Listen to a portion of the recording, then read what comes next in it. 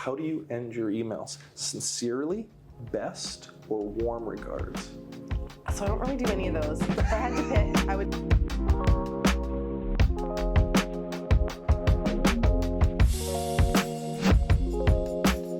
Well, I'm Carly Edmundson. I'm currently the president and CEO of CentrePort Canada. I'm also, most importantly, a roommate of the Winnipeg Chamber of Commerce at our new location at 200 Portage. It's been really great to be here with you and your awesome team and the World Trade Center and MEIA as well. I'm not new to CentrePort. Collectively, I've spent about 8 years with CentrePort. I had 7 years, 6.5 with Diane Gray, our founding president.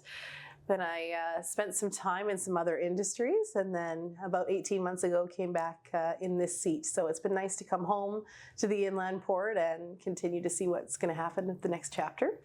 But before the world of CentrePort, my career was really focused on marketing and communications with Winnipeg Airports Authority, Price Industries, Wellington West, so a variety of sectors. And you don't really know at the time, but looking back now, I can go, well, that was actually the perfect prerequisite for what I'm doing now, but it wasn't by design, I must admit. But always a proud Manitoban, grew up in a small town of 200 people. Shout out to Pearson, Manitoba. Yeah, great place to grow up, but no post-secondary opportunities there. So in order to continue my education, moved to Winnipeg, and I've called it home ever since. For those, let's give me the 30-second, 60-second elevator pitch for those who aren't familiar with CentrePort. Yeah. So CentrePort is a trimodal inland port. And the next question is usually, what's a tri-land? What's that? Yeah. So 20,000 acres is the size of Manhattan. So it is basically a jurisdiction. It's a whole area that has a bunch of prime industrial land that's really well connected to transportation infrastructure and services. So it's an ecosystem, essentially. If you're a company that builds things and moves them and moves things in and out, that's where you want to be. It's easy to get things out by rail, by road, and by air, all in close proximity, with lots of room to grow, which a lot of these companies that we're seeing at CentrePort, and there's probably about 1,000 on site now. So many of them start by building, let's say, 100,000 square feet, and then 3 or 4 years later, they're doubling in size because they're able to scale up and grow because of what's available in that ecosystem. So elevator pitches, it's a gateway that connects Canada to the world, but it's also for businesses who grow and need to move things better, faster, cheaper. What was do you remember what your very first job was? I mean, yeah. It's a good story, actually.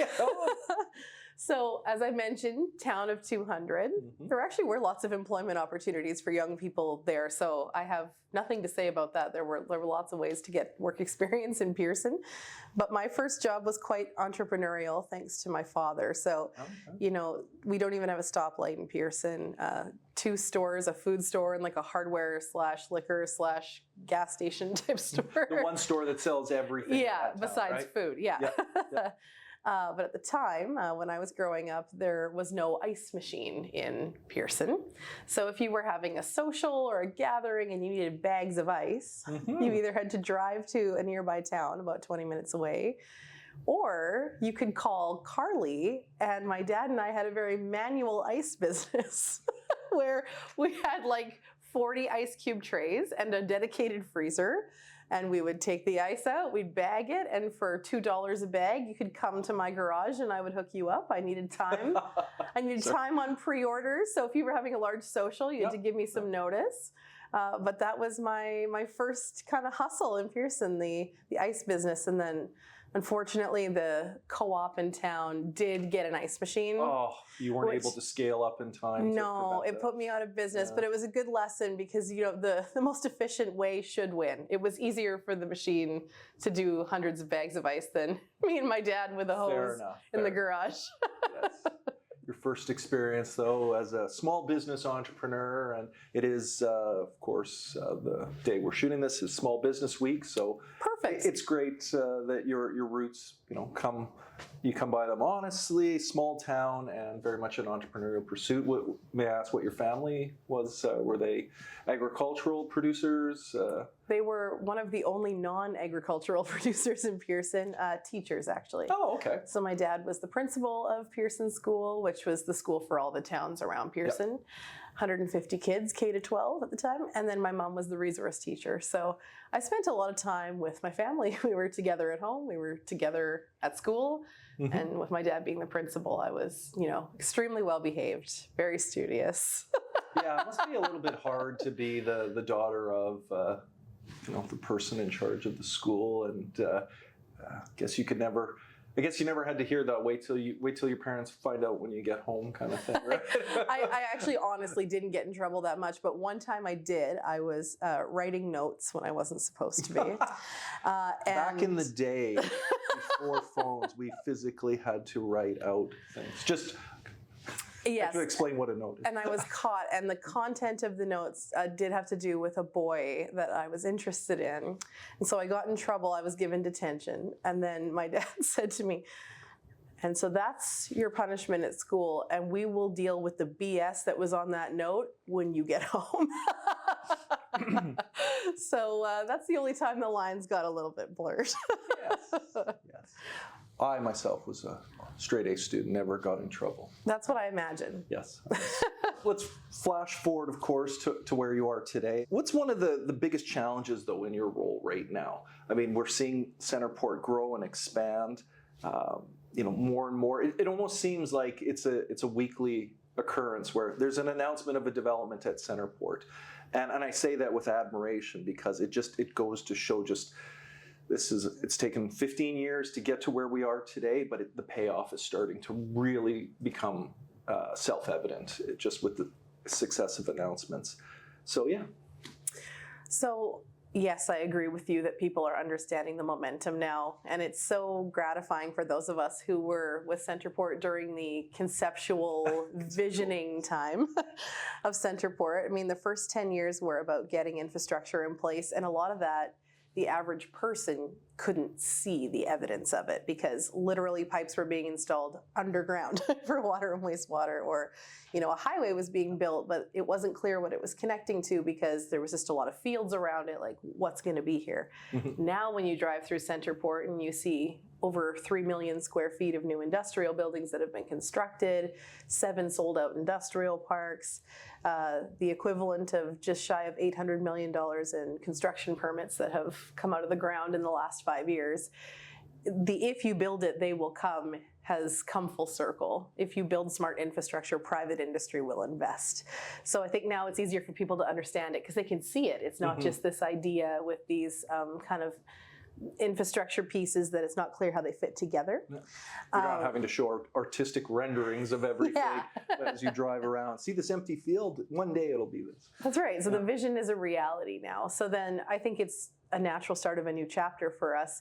It's a reality, now what? And the now what is that Manitoba gets to reclaim its rightful place as the leader of trade and transportation in Canada.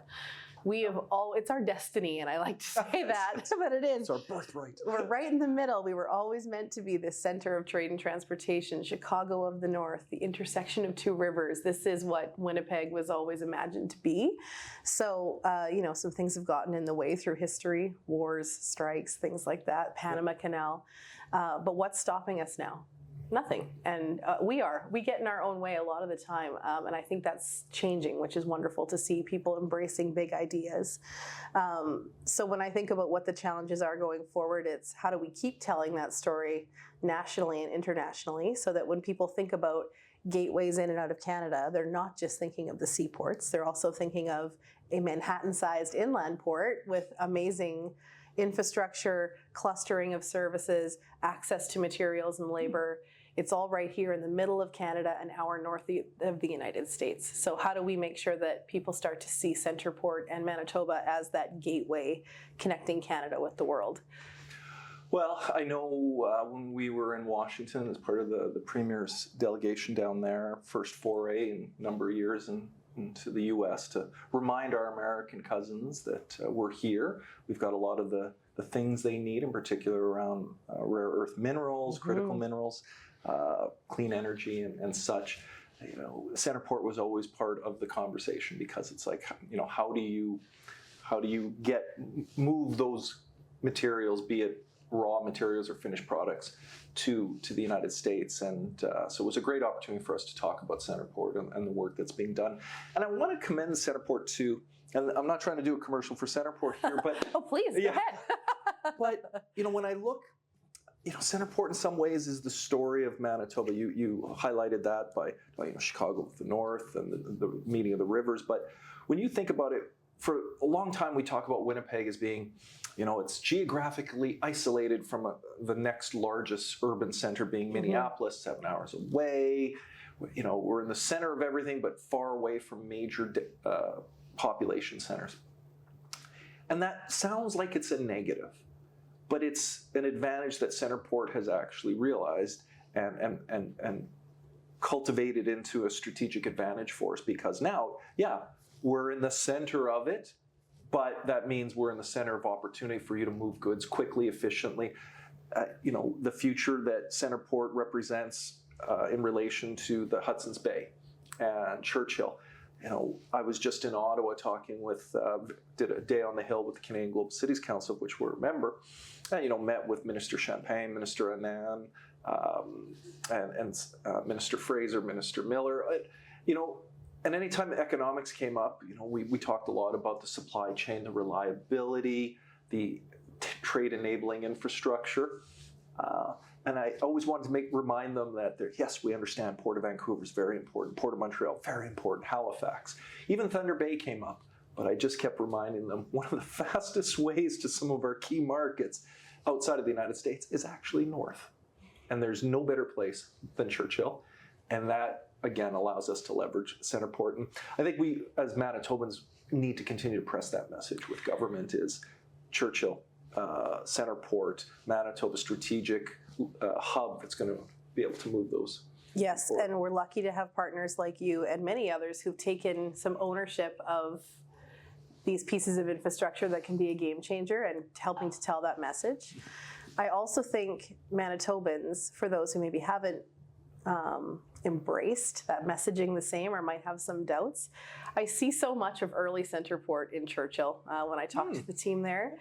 I think people understand why it makes sense. It's 2 days closer to Europe by boat. That is a huge competitive advantage in supply chain. Like 2 days earlier. Can you quantify that? Because, 2 days. The dollar value of that? Well, just it's something that allows people to understand 1 day makes a difference when you're talking international supply chains. It is a world of difference. Hours make a difference. Like when you think of any product that you buy, on average, 60% of the cost of that is supply chain costs. So if you can save a significant amount on your supply chain, and time is money, imagine what that gives you in terms of flexibility in your profit margin or your price that you can offer to market or whatever that looks like, right?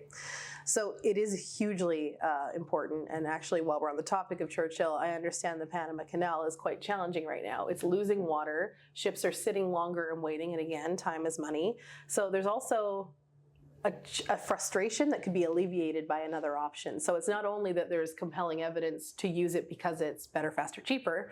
There's also a frustration that could be eliminated by using it. So there's these market factors that are helping it along. I think when I hear people talk about Churchill, there's a lot of hesitancy to get all in, right? Yeah. They go, yeah, but like what's different this time? Or, oh, I heard the rail line is a bit rough up there. Like what's the real situation? And my challenge to everybody in Manitoba is be brave and be excited about it. Yeah.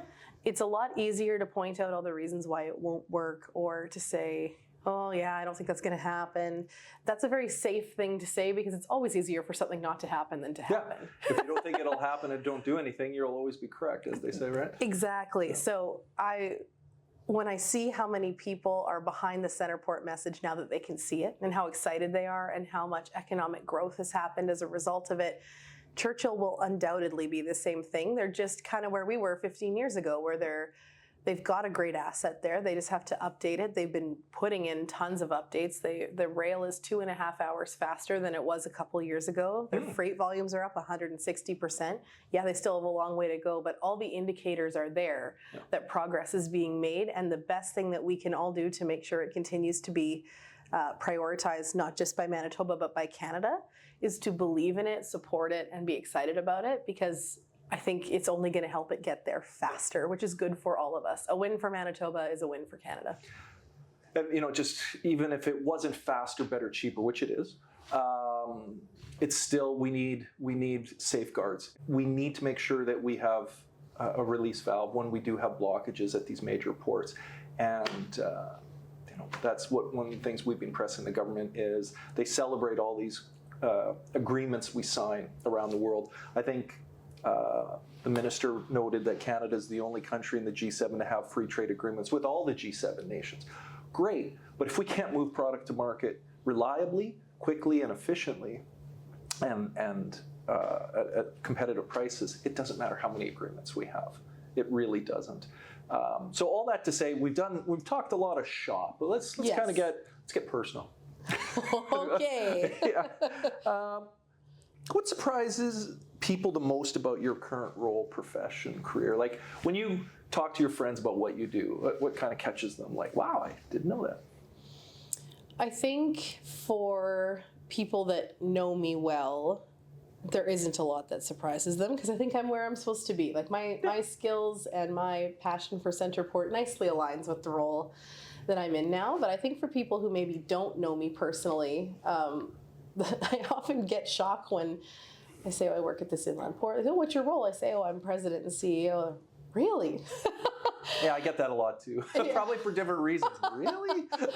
I, being generous to myself, hope it's because I'm young-ish, and hopefully they think I'm too young to be a president and CEO. But I think for those that know me, they're not surprised, because I want to lead a project with this kind of impact and this kind of opportunity for Manitoba. But I'm happy that people are starting to see the face of leadership look different in different industries. And certainly trade and transportation is not typically where you see a young female face in a key leadership position. So I hope to see more and more and more of that. If I'm answering that question myself, what surprises people most about my current role, profession, or career? I don't know. I mean, I think sometimes it surprises. Honestly, in the roles we're in, you interact a lot with decision makers. And so you'll go home and you'll get together with your friends on the weekend. Oh, what did you do this weekend? I get together with friends this weekend. I was like, the early part of the week I was on Parliament Hill meeting with various ministers and stuff. And for, and it's not bragging or anything, but it's like, that's the job. Like that's what you're constantly interacting with senior decision makers. Yes. That within your circle of friends, sometimes it's like, wow, that must be exciting. And you're like, it was Tuesday. Yeah. It was a Tuesday, and they're people like you and I. I mean, they've got important roles and they make important decisions that impact. And our roles are important in making sure we're communicating the best information we can to decision makers. But I guess sometimes we kind of surprises people. It's like the degree to which we're connecting with decision makers in the community, and they're like, I know you just as Carly and just as Lauren, and we know the person, not the position. That's a good point. I would agree with that, actually, for myself. But I would also say, don't you think that one of the biggest gifts you can give people who are aspiring to leadership is to tell them that? Like, I remember how intimidated I was the first time I went and had a meeting at the Ledge. I remember how intimidated I was the first time I sat down at a round table with some esteemed guest that was in town, and you guys do lots of that kind of stuff at the Chamber.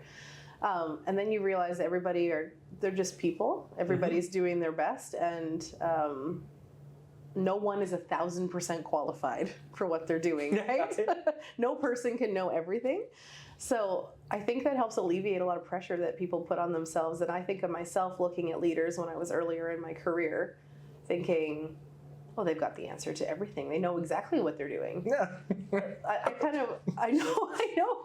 And then when you get in that seat, you think, well, I should feel the same way. But then you realize, actually, no one ever felt that way. Everyone's just doing their best and using what they've got and learning from people around them. And it does take the pressure off in some ways. And I think that's something that I wish someone had told me when I was earlier in my career.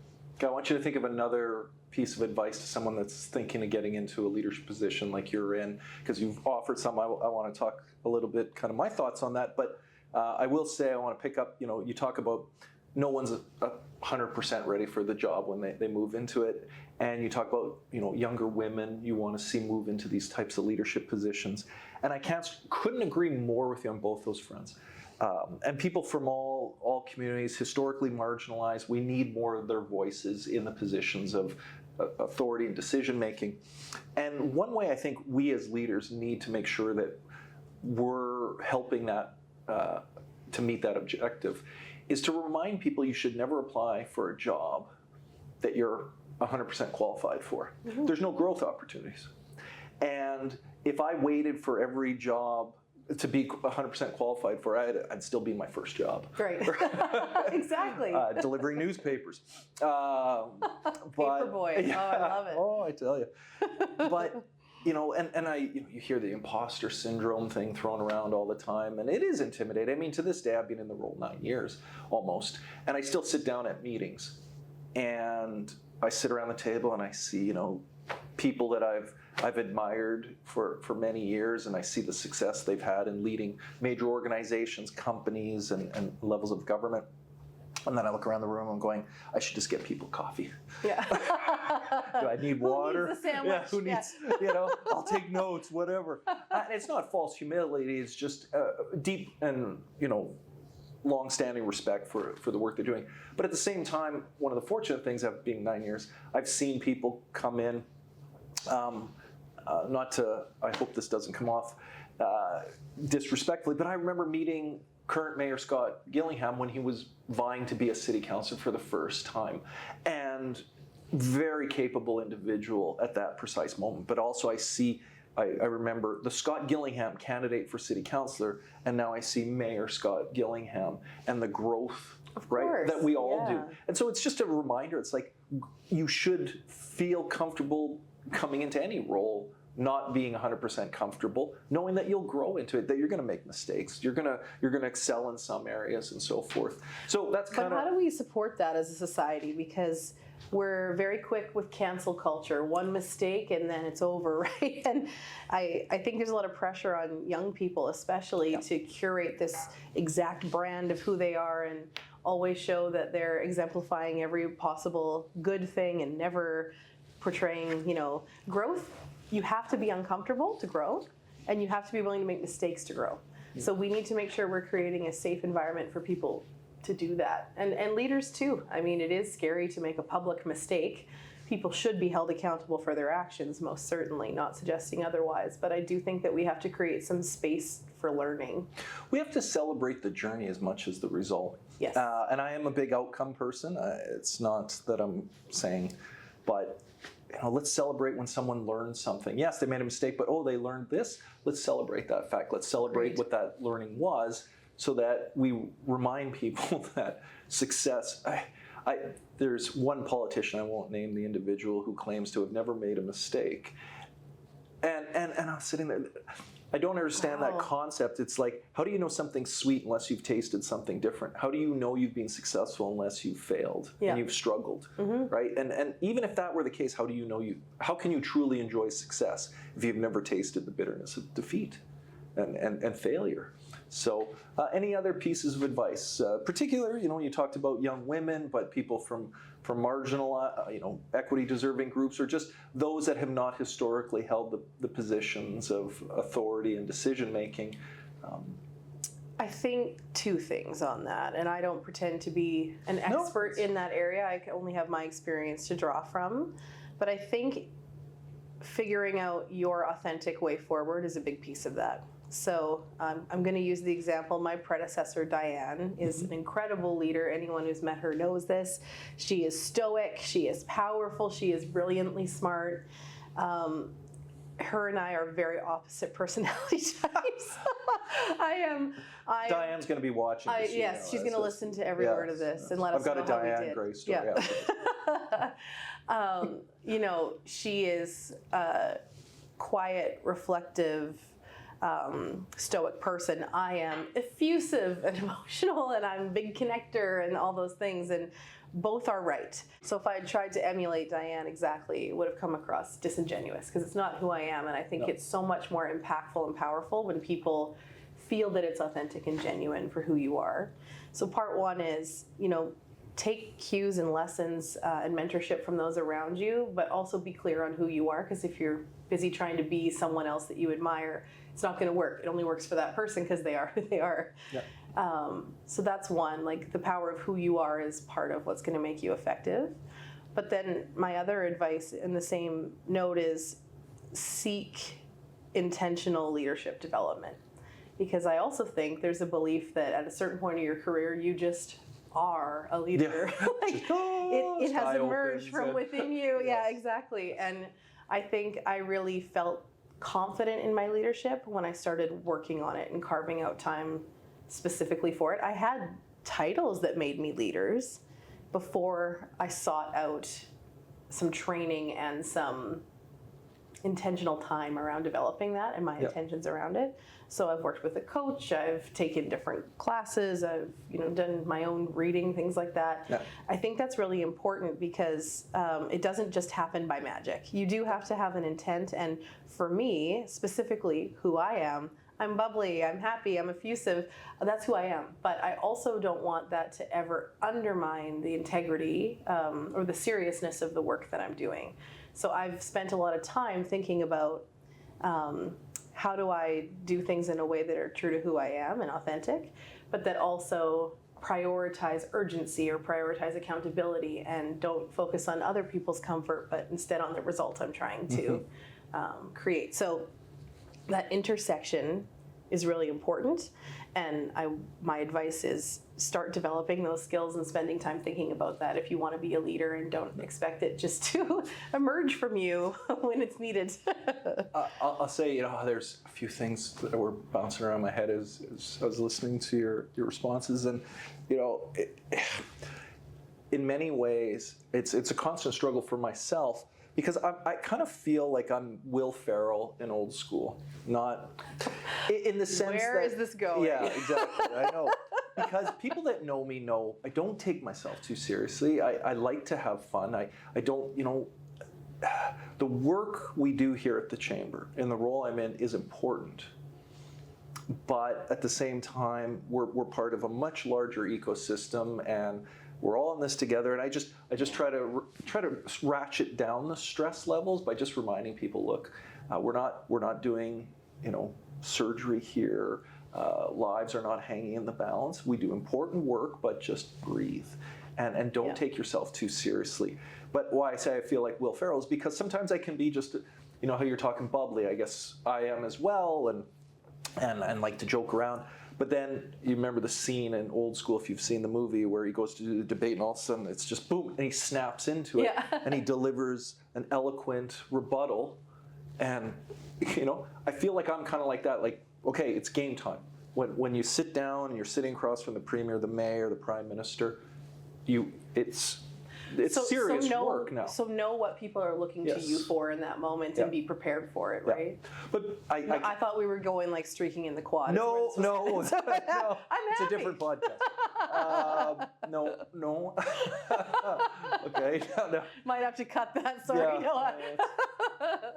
But and it plays in my mind, and maybe that's if there's someone young or starting their career watching this or listening to this and wondering, it's like you're constantly as a leader assessing, is my performance in keeping with the stature of the role, the organization? Am I bringing disrepute? Am I bringing honor? And am I adding value to the organization, or is naturally who I am sometimes serving against that? And it's a struggle I have. But another point you made, and one of the pieces of advice I have, and you talk about being authentically you and not being afraid to make a mistake.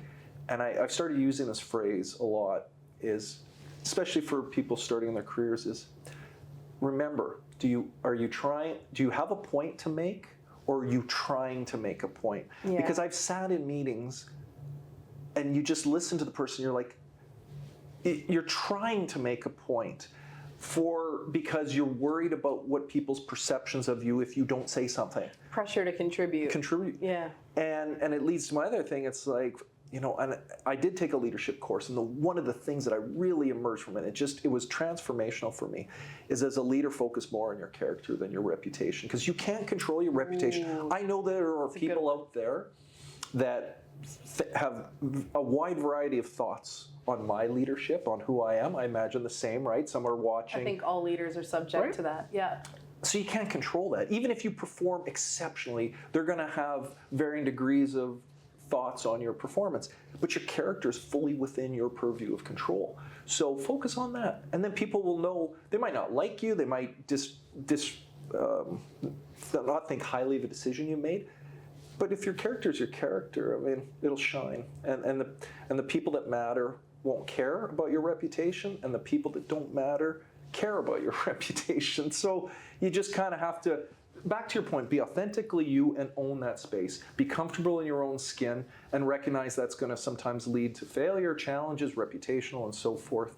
Now I say all that, and I'm still trying to believe it and try to act. Well, and it's hard. Another way we're similar. You represent a chamber of commerce. You have members. You have staff. Like it's not just you or me. It's what you represent. CentrePort is such an important project. I feel a lot of pressure at times to make sure that anything I'm doing is reflective of the caliber of what CentrePort is. And so it is hard to separate yourself as a human from your project sometimes. Okay, you talk about being effusive and energetic, and so let's explore that a little bit. What's the one thing you love and the one thing you'd change about working in Winnipeg? Or Rosser, because Rosser, CentrePort lands cross both into Rosser. We want to acknowledge Rosser and give Winnipeg. a shout out to both municipalities in the province. Manitoba, I often say, instead of just Winnipeg. One thing I love about working in Manitoba is that there is a real supportive business community here, and I'm not just pandering to your members who are going to be listening. Yeah, they're amazing. Listening to this podcast, but the day that it was announced that I was coming back to CentrePort into this role, I'm not exaggerating when I say I got over 100 messages from different business leaders offering their support, saying, hey, I'm here if you want to talk about ABC. Hey, if you have any challenges, call me. We support you. We support CentrePort. I don't think that happens in other markets to that degree. I was so overwhelmed, feeling supportive coming into this new adventure. I think that's so special, and it helps give people and leaders confidence to go out and try to achieve great things for Manitoba. So that culture that exists is so powerful and something that we should all be really proud of and contribute to. So I love that about working in Manitoba. One of the things I would change, I kind of spoke to earlier, is that I think especially Winnipeg, and I will focus on Winnipeg. Now it's the things that... Yeah. Okay. It's that we have to believe that we deserve nice things. I think sometimes as this, city of less than 1 million people right in the middle of Canada, sometimes feeling isolated, I think that we sometimes think that acknowledging that wanting to do something differently or better is like that we failed with our previous attempt. And I don't think that's true. I think it's a good thing, and business helps to drive this. We want to continue to improve the things around us, or do new things and create new opportunity. And I've seen through CentrePort at times, although we're a great case study for coming out the other side and having an exciting opportunity that benefits everyone. I think about the Red River floodway. People were so opposed, Duff Stitch, right? And look at the value that piece of infrastructure has provided for everyone who lives in Manitoba. So I think if we could just embrace new ideas faster, that's something that I don't appreciate, that it takes us a long time to embrace new ideas or big dreams. We have to have the bravery to believe that we deserve nice things and that we should go for it, and not this. There seems to sometimes be an underlying sentiment of what we have is good enough. We deserve better than good enough, and I think we should all remind ourselves of that. I know one of my And I do want to commend the current premier. Talked about, his vision is for Manitoba to be a half province. Yes. Why not? I'm tired of this. Our aspiration is to be middle of the pack because that's our natural position. Yes. And I'm like, well, then why is Saskatchewan being so successful? Yes, natural resources. I've heard all the excuses. But the mindset was never, we were middle of the pack and that's our place. Alberta, same thing. I mean, my colleagues, I talked to them in Atlantic Canada, Halifax is the fastest growing city in the country. Population, percentage-wise. They deserve nice things and they believe that they're going to go out and work for it. So as a community, we have to throw off this idea that it's good enough. Yeah, we deserve better than good enough. And I think we're getting there more and more, but I throw that out as a challenge to the community for us to stop and think, accepted. how can I remind myself we deserve the best? Normally I was going to say, well, I'll ask what's the best thing about Winnipeg, and you can't say people, but you've varied enough on it that it's more the culture of support, because that is something community. You don't see a lot in other communities. And I've talked to executives from across the country that have come from Winnipeg, moved abroad, and they're like, there's just a sense. And actually one of the things that I was just recently in Ottawa for down the hill, and a lot of the executives I was with were like, I was telling them, I'll go to a restaurant in Winnipeg, and it'll be cross-section of Winnipeg, and there at the table, some of our business leadership, millionaires and billionaires kind of thing, and they're part of the diners, and there's no sense of separation, right?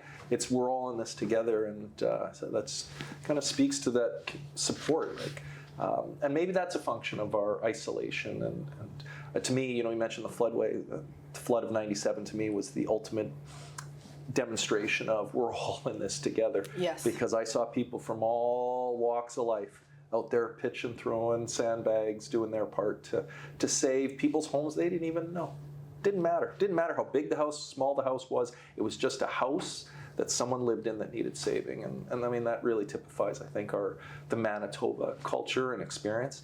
The thing that needs to be fixed, and I'm sorry, City of Winnipeg, I'm really going to throw you under the bus on this one, is construction. As someone that has to commute daily, you caught me on a really bad morning that was really tight. I just wish when we'd put up barricades to say construction's happening, the next day the construction would start, as opposed to a month of nothing happening, and then they start. So that's just my pet peeve. Well, let's call it a pet peeve. We love construction at CentrePort because it's economic growth. It's happening. It's actually, like, when the barricades go up, there's activity. Yeah. And so I know I'm going to get some nasty emails on this, but I'm saying it tongue in cheek. I appreciate the work the city's doing to fix our roads. Anyways, if we can't have a little fun with this. One area I don't think enough Winnipeggers and Manitobans understand or maybe appreciate, because we haven't maybe talked about as much as the development that's going on around the rail park and the industrial lands, is the employment lands that are located primarily in Winnipeg and in West Winnipeg. Can you talk a little bit about that? What's the state of those employment lands and why it's so important to the whole concept and actual operation of CentrePort now and going into the future? Yeah, so a couple of things. One of our roles at CentrePort Canada Inc. is to champion a live, work, play, learn approach to development. We know from talking to other jurisdictions that companies don't want to just locate in an industrial park that's an hour from civilization, an hour from services they need at lunchtime, whatever that looks like. CentrePort's location is in the northwest quadrant of the city, so close to a lot of amenities already, but RRC Polytechnic is right on site. They have 2 campuses at CentrePort. I think the work is pretty obvious. There's thousands of acres of industrial land. Play, we have protected green space, and then live, there is actually a planned residential development. So how that all comes together, most of the development to date has been in CentrePort North, or the RM of Rosser lands. That's where about 2,300 acres have been either developed or currently under development, and that's all industrial in nature. Now in CentrePort South, the city of Winnipeg side of CentrePort, after the announcement of Phase 1A water and wastewater servicing, we can now start to say all of that land is shovel ready, which is what companies and developers want to start building their projects. By the end of next year, we're going to start to see shovels in the ground from developers on their projects. So that's really exciting. The city side has 1,800 acres that are developable. That includes 500 acres of residential. So that's a Ladco, Qualico, Genstar, MMI joint project. That'll be 8,000 to 12,000 residents who are able to live just north of Saskatchewan Avenue. So if you can picture in your mind, south of Saskatchewan Avenue is the Crestview area.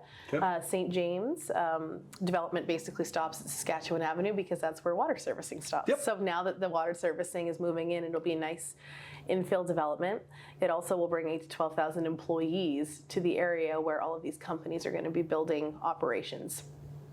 1,100 acres is employment lands.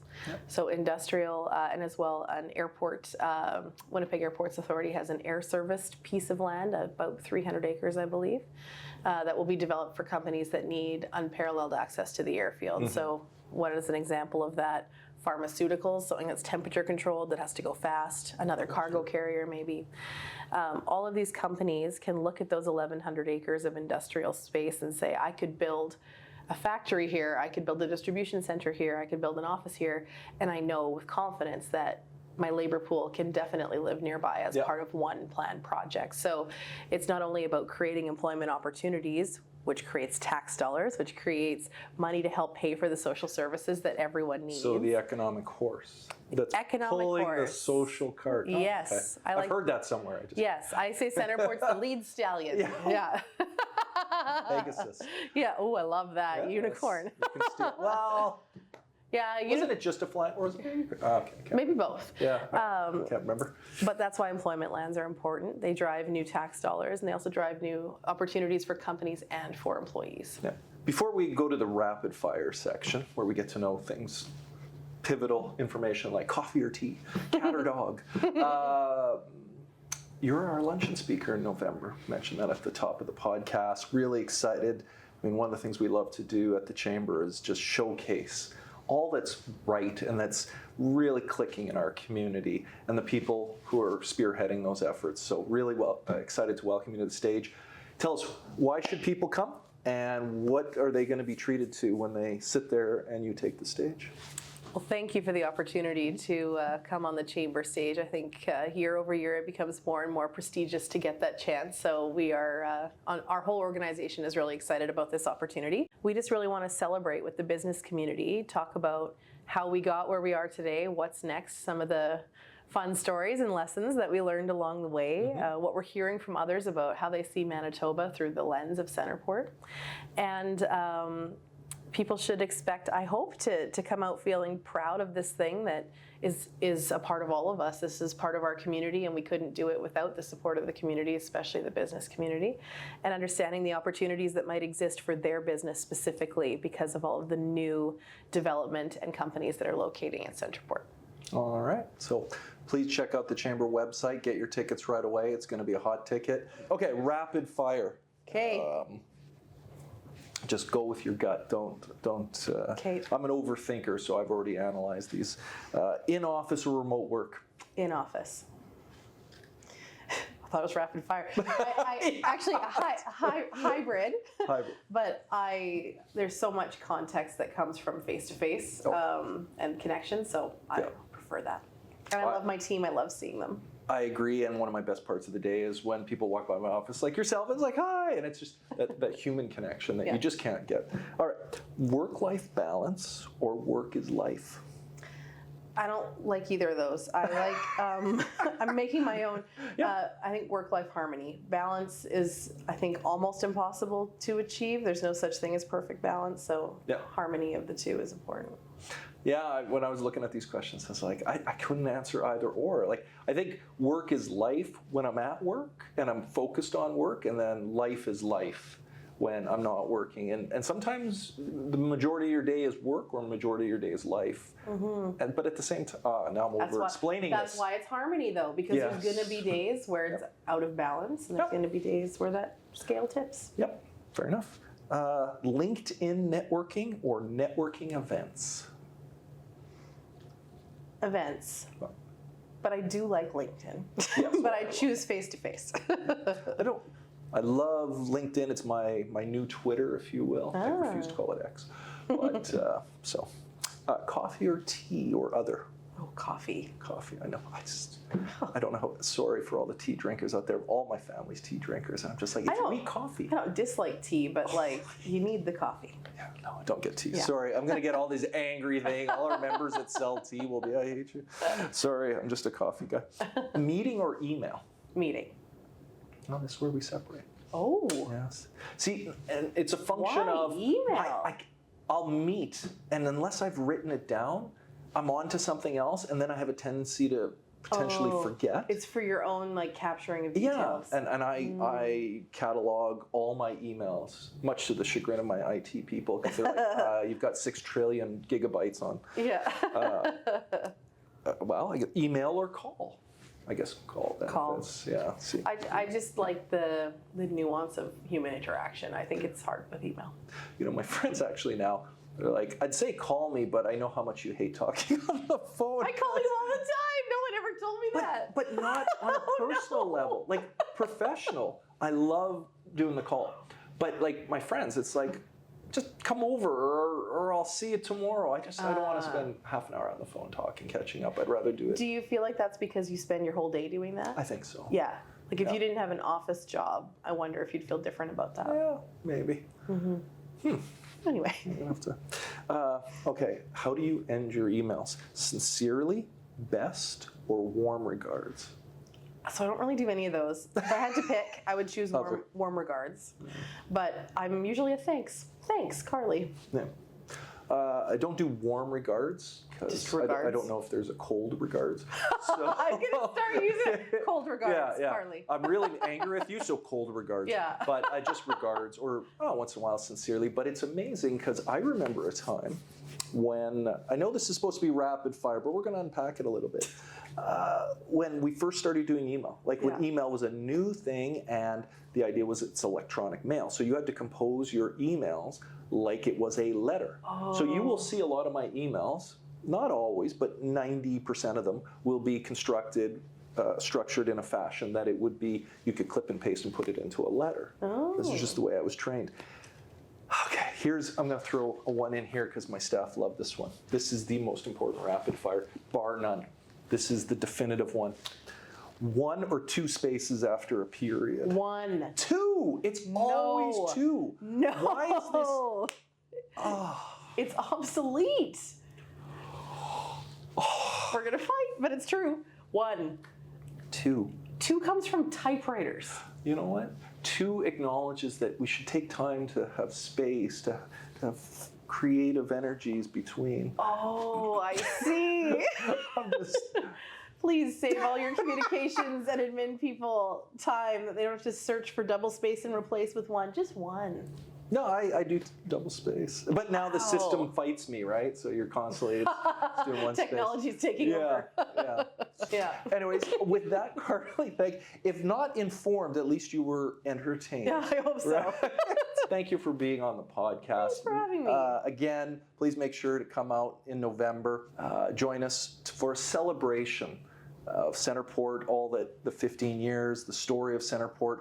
But even more importantly, not just the past, but really what is the next 15, 50, and 150-year story of CentrePort, because it's going to be a big part of our city's story, our province's story, and with Carly at the helm and the team, I know it'll be a big part of Canada's story. So thank you very much. Oh, if you would like to find information about CentrePort or me, we are on both LinkedIn and Instagram at CentrePortCan, or for me at LuluCarly, or at our website, centreportcanada.ca. All right. Or you just come to the office. Or just come to 200 Portage. Yeah. Corner of Portage and Main. There you go. You come through Main or Portage, either one. Yeah, we'll take either way. All right, there we are.